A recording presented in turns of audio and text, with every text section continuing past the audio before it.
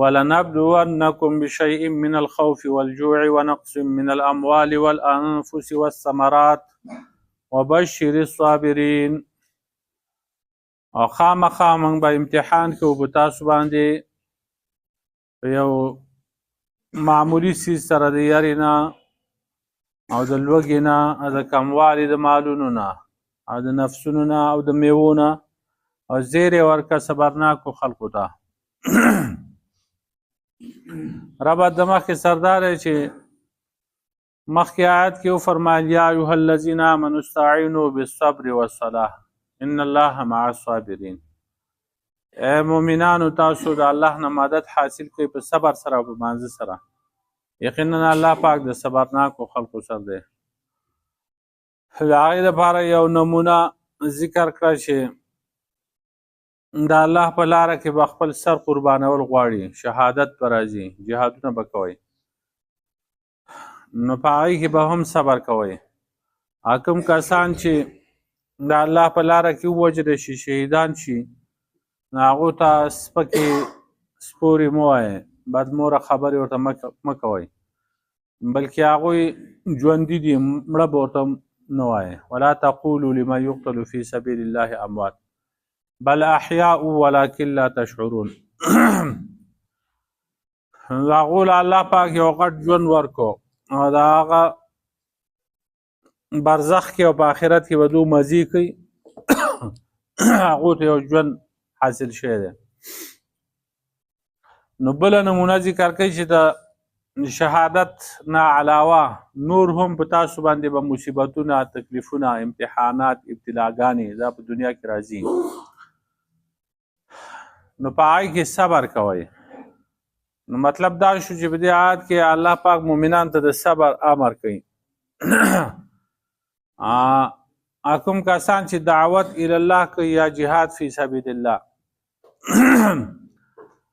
نو د هغو په مقابله کې خو ډېر فاسقان فاجران به راځي، نو دوی به د حق لارې نه اړوي، لیکن دا د الله د طرف نه ازمیښتونه دي، امتحانات دي، په هغې باندې به صبر کوي، د خلقو خبرې به وړي. دا د ابراهیم علیه السلام سنت دي. او دا امتحان الله پاک کوي د دې دپاره چې دروغجن او رښتینی صبر کوونکي او فریاد کوونکي دا جدا جدا کی، د هغې تمیز راولي، فرق راولي. الله پاک امتحانات ولې راولي؟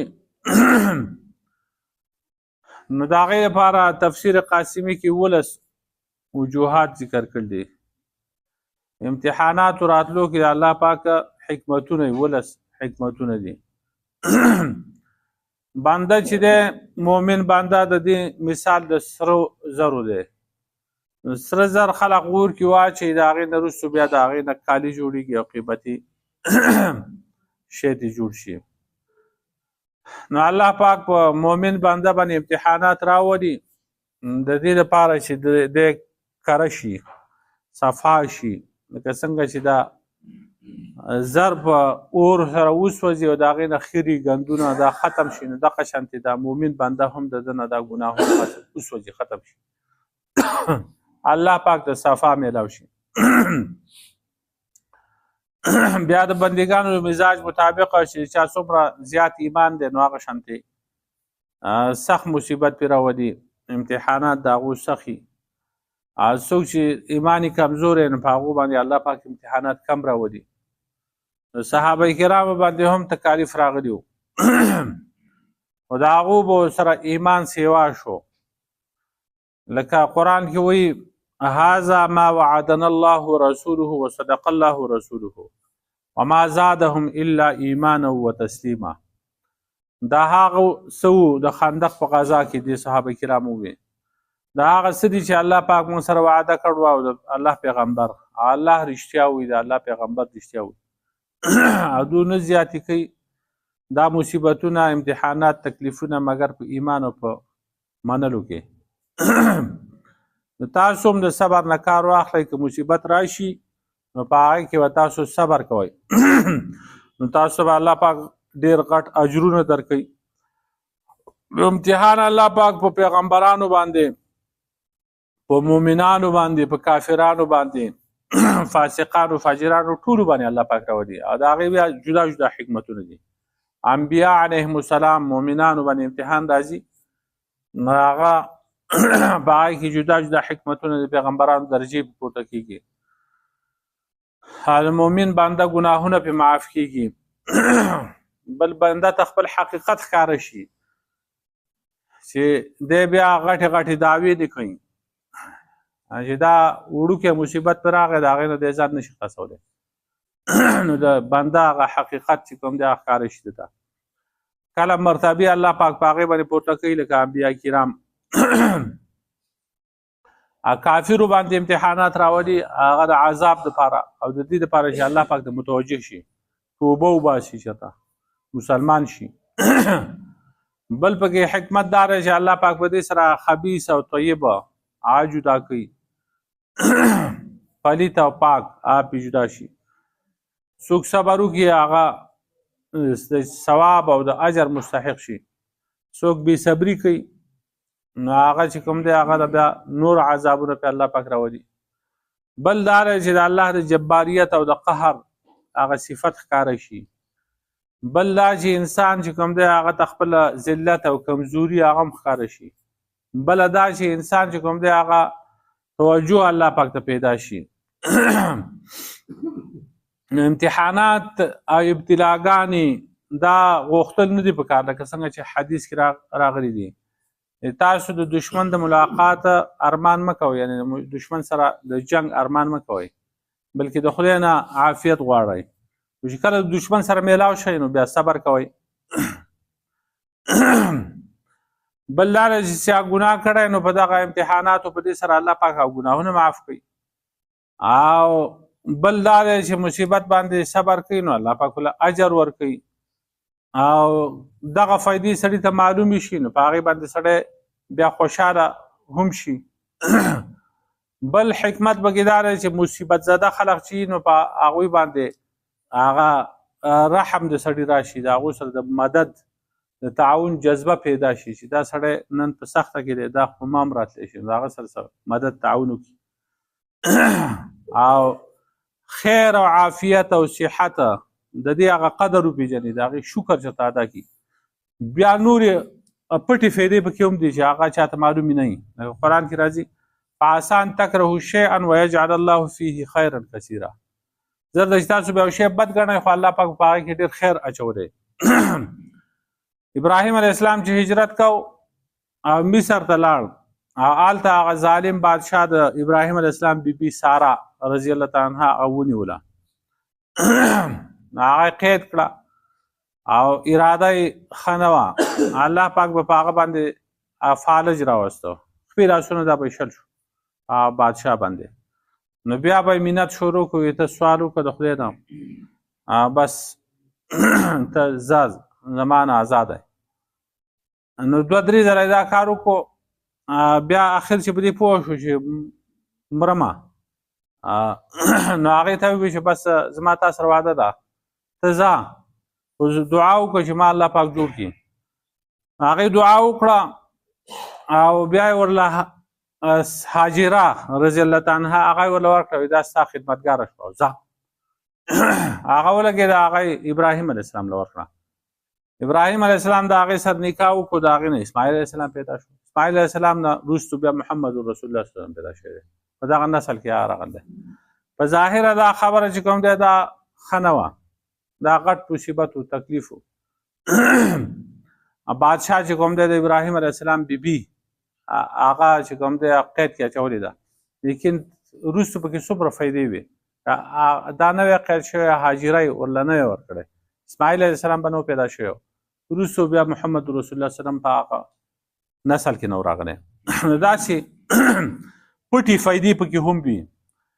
بل دا دی چې مصیبت او تکلیفونه چې کوم دی چې په انسان باندې راشي دا تکبر فخر ظلم دا ختم شي. نبرود چې سرکشي کوله دا د دې وجې نه چې الله پاک ورله بادشاهي ورکړ وصحت یې ورله ورکړی نو هغه په دې باندې مغرور و. بل دا دی چې مصیبت باندې راضي کېدو سره الله پاک هم رضا کېږي خوشحالېږي د هغه رضا حاصلېږي. ورضوان من الله اکبر، د الله طرف نه رضامندتیا دا خو غټ شی دی. نو ولنبلونکم بشیء من الخوف، او خامخا موږ په تاسو باندې امتحان کوو په یو شي سره. بشیء دا نکیره راوړل د لپاره تحقیر، یو لږ غوانتې یره په تاسو راوړو. بشیء من الخوف، په لږ شي د یرې. دا یره کله دشمنانو طرف نه اوي او کله عامه یری. والجوع، او په لوږه باندې چې په تاسو باندې تکلیف راوړو، لوږې تدیداد باندې راوړو. ونقص من الاموال، او په کموالي د مالونو باندې، کله مالونه کمیږي، څاروي هغه مړه کیږي، مال هغه ورک شي، کاروبار کې تاوان پیدا شي، حلال رزق چې کوم دی هغه کم شي، حرام هغه سیوا کیږي. دا هم د خدای طرف نه امتحان دی. والانفس، او دغه رنګ په نفسونو سره، بال بچ، مور و پلار هغه وفات شي، ښځه چې کوم دی هغه وفات شي، خاوند وفات شي، خپل خپلوان مړه شي یا قتل شي، دوستان ملګري دا مړه شي یا شهیدان شي. نو په دې باندې الله پاک امتحان راوړي. والثمرات، او کله په میوو باندې قات راشي، ځمکې غالي آمدني دا کم شي، باغونه چې کوم دی په هغې باندې سیلابونه راشي، ږلۍ پرې راشي. نو دا قسمه قسم امتحانات چې کوم دی هغه پرې راشي. نو دا دي. یا امام شافعي صاحب وایي چې په دې کې هغه دینی امتحاناتو ته اشاره ده. خوف د مراد جهاد دی. الله فرمایي چې خامخا موږ په تاسو امتحان کوو په خوف سره. خوف جهاد دی. آیا د الله نه یاره ده، تاسو باندې موږ امتحان کوو چې تاسو الله نه یریږئ که نه یریږئ. والجوع، یا په لوږې سره، لوږه چې کوم دی هغه روژه ده رمضان، په هغې سره. نقص من الاموال، نقص من الاموال، او په کموالي د مالونو سره، زکات دی او انفاق فی سبیل الله، چې په ظاهره په هغې باندې مال کمیږي، په باطن کې هغه مال سیوا کیږي. والانفس، انفس د مراد د نفسونه چې کوم دی، د دې نه مراد چې کوم دی هغه شهادتونه دي یا بدني امراض دي. والثمرات، د ثمراتو نه مراد هغه عشر دی یا اولاد مړه کېدل دي. خدای پاک اولاد چې کوم دی هغه واخلي. نو دا دینی امتحانات بیا دا سخت نه دي، دنیوي مصیبتونه هغه ډېر سخت دي. نو دا مختلف قسم حالات په انسان باندې راشي. نو په دې ټولو کې امر دا دی چې صبر کوئ، صبر فاصبروا وبشر الصابرین، او زیر ورکړه صبرناکو خلقو ته چې الله پاک به دوی ته هر قسمه خوشحالۍ هغه ورکوي، په دنیا کې، په قبر کې، په حشر کې. امام بخاری، امام مسلم رحمهم الله، هغه د ابو هریره او د ابو سعید خدری رضی الله عنهما نه روایت راوړل دی. رسول الله صلی الله علیه وسلم فرمایلی دی چې مسلمان ته چې کله یو پریشانی، غم یا ستوماني، تکلیف ورسي، تر دې چې یو ازغی چې کوم دی د په خپه کې هغه ورننه وځي، الله رب العالمین د هغې په بدله کې د ټول ګناهونه معاف کړي. نو دغه فایدې دي پکې. الذین اذا اصابتهم مصیبة، هغه کسان هر کله چې ورسېدو ته یو مصیبت، قالوا انا لله و انا الیه راجعون، دعا یقینا موږ د الله دپاره او یقینا موږ الله پاک ته واپس کېدونکي یو. نو په دې کې د هغه صابرینو علامات او نښې ښیي چې صبرناک خلق، صبر کوونکي خلق هغه دي چې هغو ته مصیبت ورسي، نو هغو دا کلمات وایي انا لله و انا الیه راجعون. مصیبتون کې دا تنوین چې کوم دی دا هم د تحقیر او تقلیل لپاره دی. لږ شانتې مصیبت ورته ورسي، نو هم هغه انا لله و انا الیه راجعون دا الفاظ وایي. نو د دې وجې نه احادیثو کې راځي چې نبي علیه السلام په کور کې به چېرته ډیوه مړه شوه، نو هغه به په دې باندې هم انا لله و انا الیه راجعون وایي.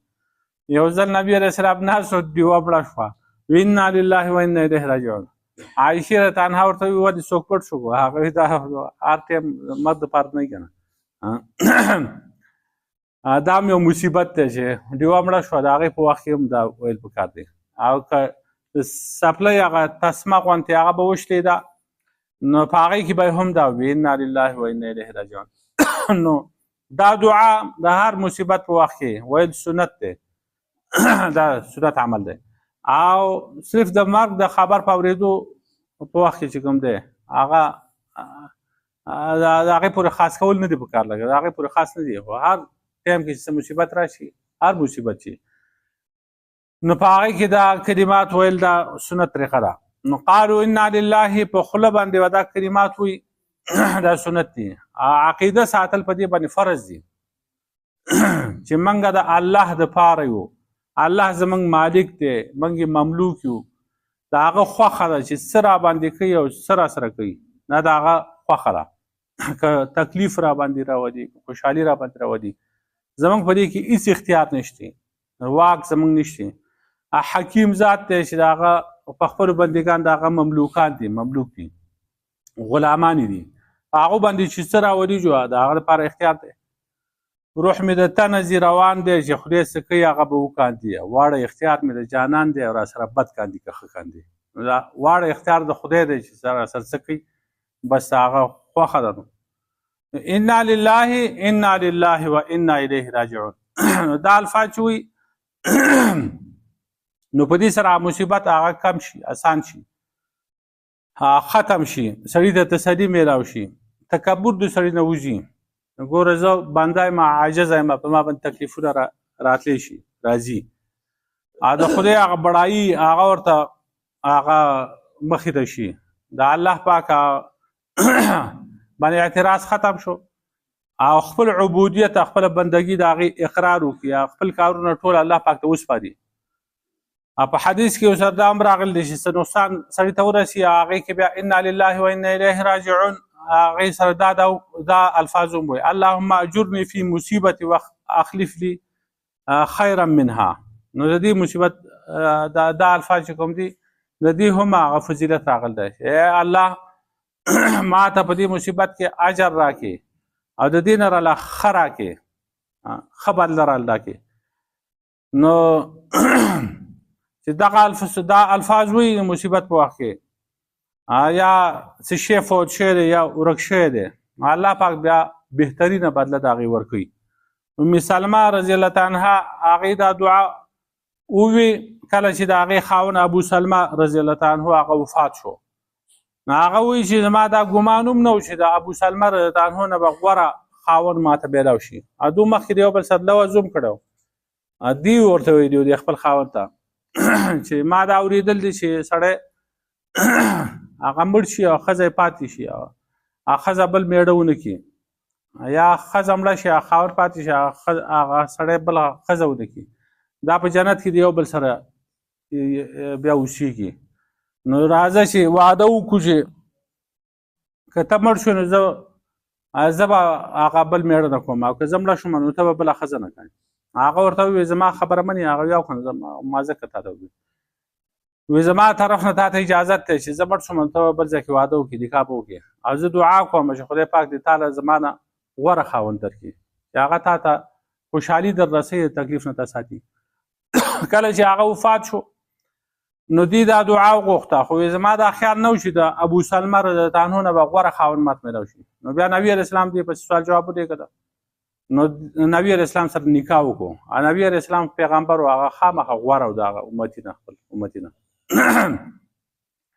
بل یو روایت کې دا هم راغلی دی چې کوم مسلمان سړی یا ښځه هغه ته یو مصیبت ورسي هغه بیا ډېره زمانه وروسته رایاد شي او په هغه وخت کې انا لله و انا الیه راجعون ووایي، نو الله پاک دومره اجر دله ورکوي لکه په اول ځل چې ده ته مصیبت رسېدلی. نو دا حدیث لږ ضعیف دی. دغه شانتې د بنده یو معشوم بچی هغه وفات شي نو الله پاک ملک الموت ته ووایي تا زما د بنده هغه بچی او د هغه د سترګو یخوالی او د هغه د زړه میوه واغسته، هغه ویاو الله پاک ورته وفرمایي چې هغه څه وي، نو هغه ملک الموت ورته وایي چې هغه ستا حمدونه وي او انا لله و انا الیه راجعون. نو الله پاک ورته وفرمایي چې دله یو کور جوړ کړي په جنت کې او د هغې نوم به بیت الحمد وي، یعنې د حمد په ذریعه حاصل شوی کوره، د حمدونه وي د هغې په ذریعه باندې دته دا کور حاصل شو. او بل یو روایت کې دا هم راځي، امام بخاري صاحب د ابو هريره عنه نه روایت کړل چې رسول الله صلی الله علیه وسلم فرمایلی دي چا باندې چې الله د خیر اراده وکړي نو هغه د مصیبت ورسوي. مصیبت رسول دا په ظاهره چې کوم دی دا ښه نه ښکارېږي، خو خدای پاک د خیر اراده کړي. نو تکالیف مصیبتونه دغه راځي، ابتلاعات امتحانات په دنیا کې، او صبر پکار دی. نو چې صبر وکړي نو دا وبشر الصابرین زیر ورکړه صبرناکو خلقو ته. هغه کسان چې هغو ته کله مصیبت ورسي نو دوی انا لله و انا الیه راجعون. نو نتیجه دا شوه چې اولئک علیهم صلوات من ربهم ورحمه. دا کسان چې دي په دوی باندې آفرین دی، ثناګانې دي، شاباشی دی د طرفه د رب دوی نه، ورحمتونه رحمت دی. اولئک هم المهتدون، دا کسان خاص هدایت موندونکي دي. صابرینو 3 انعامات ذکر کړل چې کوم کسان صبر کوي نو هغو له الله پاک 3 قسمه انعامات ورکوي. د الله د طرف نه بخښنه او صفت او شاباشی. دا صلوات چې کوم دی صلات جمع ده، صلات آفرین ته هم ویلی کېږي، شاباشي ته هم ویلی کېږي، بخښنې ته او صفتونو ته، ثناګانو ته چې د خدای طرف نه د صفت کېږي. او رحمتون دویم رحمت. دریم چې کوم دی اولئک هم المهتدون، هدایت الله پاک ورته د هدایت لارې وښي. صلوات من ربهم ورحمه. نو عمر رضی الله عنه فرمایي نعم العدلان و نعم العلاوه. 2 ښه انډي دي، یو صلات او بل رحمت. یو چې کوم دی ښه سربار دی، هغه زیاتي پنډ چې په دې منځ کې ږدي هغه هم دی، یا هدایت دی. 3 قسمه انعامات الله پاک ورکړو. چې صبر وکړي نو صبرناکو خلقو لپاره 3 قسمه انعامات شو. د خدای طرف نه بخښنه، رحمت او هدایت.